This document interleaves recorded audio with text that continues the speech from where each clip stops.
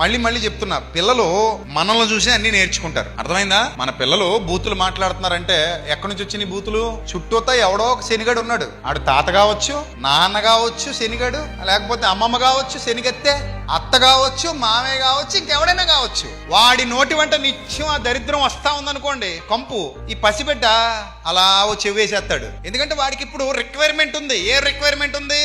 పదాలు కావాలి. మా అమ్మ నాన్న ఏదో మాట్లాడుకుంటున్నారు, మనకు అది రావట్లేదు అనుకుంటాడు చిన్నప్పటి నుంచి వాడు. అందుకే వాడు ట్రై చేస్తుంటే నోరు తిరగదు. మనకేమది మనకు కొంచెం సంతోషంగా ఉంటుంది, సంబరంగా ఉంటుంది ఆ భాష కదా.